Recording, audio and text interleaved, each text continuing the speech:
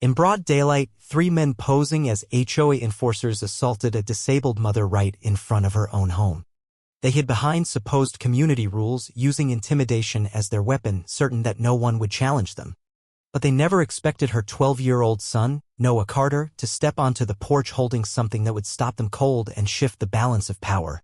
This is the story of how that moment ignited a powerful fight for justice. It was just after sunrise on the quiet streets of Willow Creek in Riverside, California. Early light filtered through the eucalyptus trees that lined the sidewalks, casting long shadows across the uniform suburban homes. On that Tuesday morning, Rebecca Carter, 42, guided her motorized wheelchair down the familiar slope of her driveway. Life had changed for Rebecca after the accident, one that had left her a widow and confined to a wheelchair, but she was strong, determined, and fiercely independent. Her 2 sons, Marcus, 19, working the night shift at a local shipping warehouse, and Noah, 12, her youngest, were the center of her world. That morning, she simply wanted to move her car. It was parked slightly over the edge of the driveway, not in anyone's way, just enough to spark a complaint. She'd received similar warnings before, but they had never escalated. Until now. Without warning, a black SUV pulled up across the street. 3 men stepped out wearing matching black polo shirts emblazoned with the words HOA Security in bold white letters.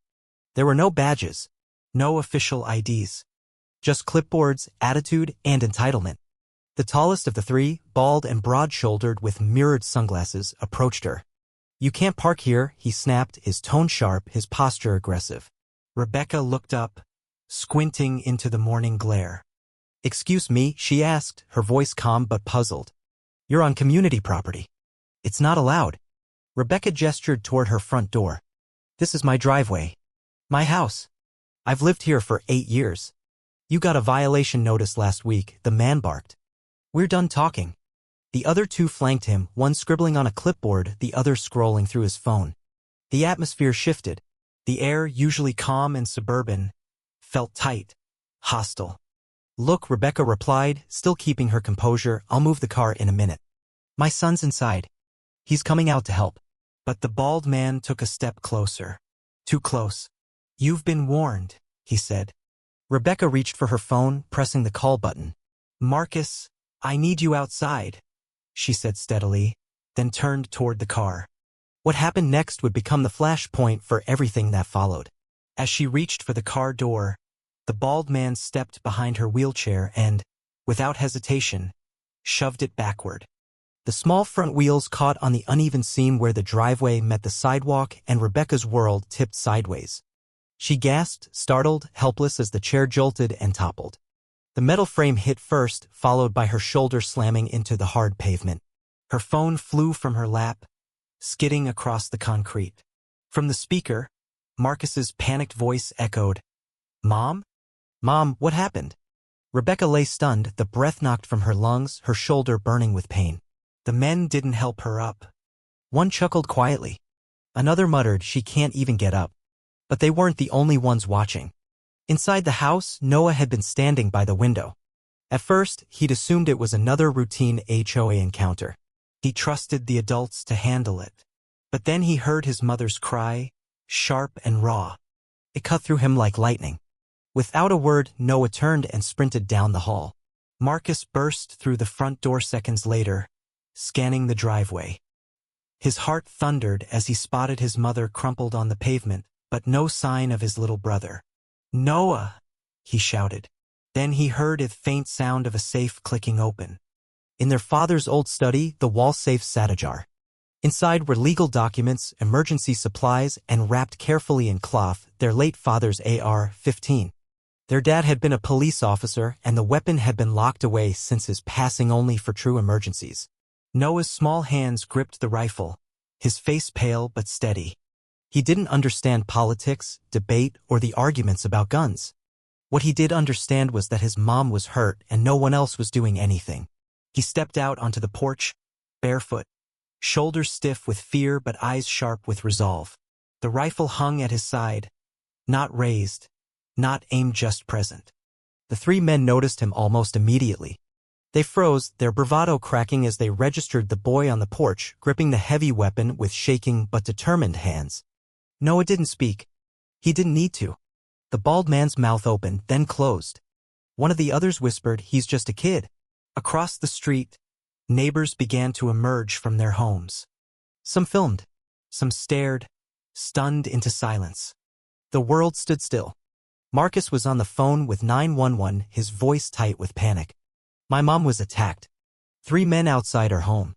My brother, she's holding my dad's rifle. Please, we need help." 12 long minutes passed before the flashing red and blue lights arrived, slicing through the stunned silence. Officers stepped out cautiously, hands hovering near their belts. "Hey, buddy," one officer called gently. "Can you put that down for me?"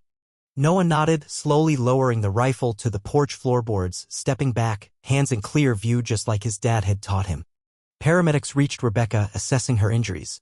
Her shoulder was dislocated, bruises already forming, but her spirit remained unbroken. The officers retrieved the weapon carefully, ensuring no one was hurt.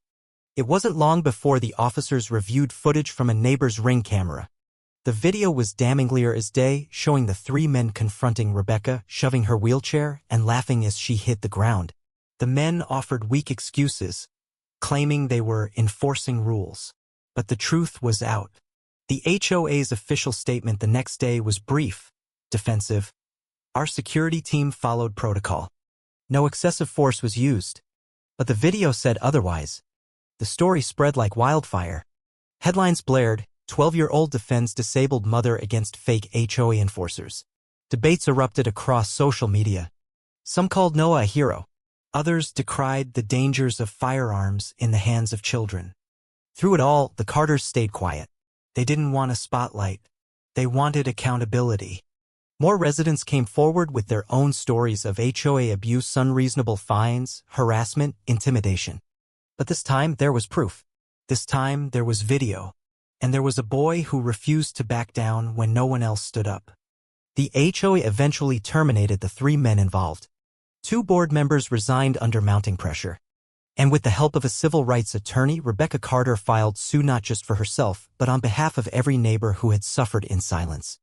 The legal battle uncovered even more a convicted felon among the so-called security team, background checks ignored or fabricated, systemic negligence from the HOA leadership. When the settlement came, it wasn't just about money. It was about acknowledgement, about ensuring no other family would face what the Carters had endured. The Carters moved to a new home a few months later. No HOA, no patrols, just peace. Noah joined a junior cadet program, learning first aid, CPR, and emergency response. Not because of what happened that day, but because he wanted to be ready to help in other ways next time. Rebecca's recovery was slow but steady. She walks now with a cane, planting flowers in the new yard, surrounded by her sons who never left her side. The headlines faded. The video lost its place in the news cycle. But the lesson remained. Because when power is abused and the systems meant to protect fail, sometimes it takes the quiet bravery of a child to remind the world what standing up really looks like.